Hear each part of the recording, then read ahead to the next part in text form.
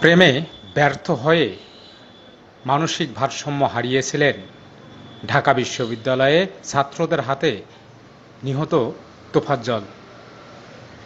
ক্ষুধার জ্বালা মেটাতে ঢাকা বিশ্ববিদ্যালয়ের ফজলুল হক হলে গিয়েছিলেন তোফাজ্জল হোসেন ৩০ নামের ব্যক্তি। চোর সন্দেহে তাকে পিটিয়ে হত্যা করেছে শিক্ষার্থীরা।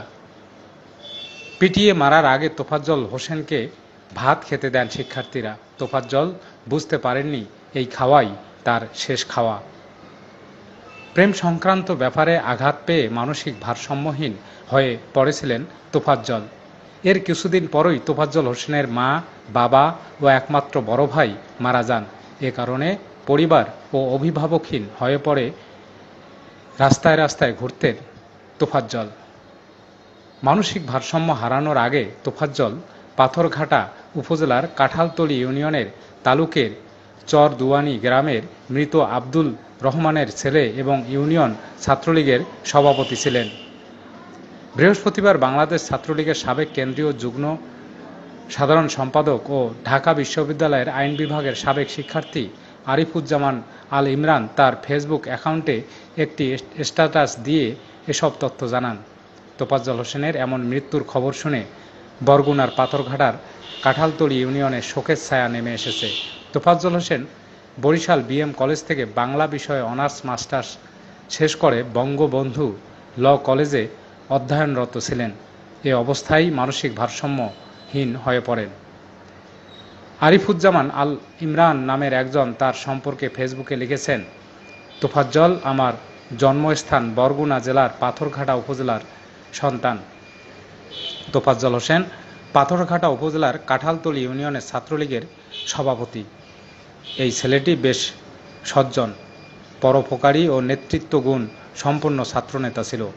ব্যক্তিগত জীবনে প্রেম সংক্রান্ত একটি বিষয় নিয়ে আঘাতপ্রাপ্ত হওয়ায় প্রথমে কিছুটা মানসিক ভারসাম্য হারায়। এর কিছুদিনের মধ্যে খুব অল্প সময়ের ব্যবধানে তোফাজ্জলের মা, বাবা ও একমাত্র ভাই, বড় ভাই মারা যান। তোফাজ্জল পরিবার ও আকাশ অভিভাবক শূন্য হয়ে পুরোপুরি মানসিক ভারসাম্য হারিয়ে ফেলে গত 3 থেকে 4 বছর ধরে। বিগত 2 থেকে 3 বছর তোফাজ্জল প্রায় ঢাকা বিশ্ববিদ্যালয় ক্যাম্পাসে ঘুরে বেড়াতো। আমাদের এলাকার যারা ওকে চিনত সবাই সহযোগিতা করত। ক্যাম্পাসে আমাকে দেখলেই দৌড়ে এসে কুশল বিনিময় করত। আমি দেখা হলে ওরে খাবার খেতে বলতাম এবং খাবার জন্য টাকা দিতাম, অথবা মাঝে মধ্যে চেয়ে নিত খাবার, ও খাবার টাকার বাইরে ওর তেমন কোনো চাহিদা ছিল না। তিনি আরও লেখেন, হয়তো আজকেও খাবারের জন্য ও এফআই ফজলুল হক ইসলাম হলে গিয়েছিল।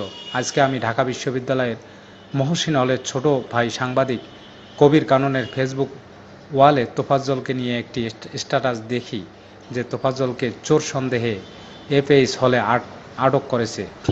আমি দেখামাত্রই ফোন করে তোফাজ্জলের বিষয়ে কাননকে অবগত করি যে ও আমার এলাকার ছেলে। আমি ওরে ব্যক্তিগতভাবে চিনি। বর্তমানে ও মানসিকভাবে ভারসাম্যহীন। হয়তো খাবারের সন্ধানে তোফাজ্জল এফএইচ হলে গেছে।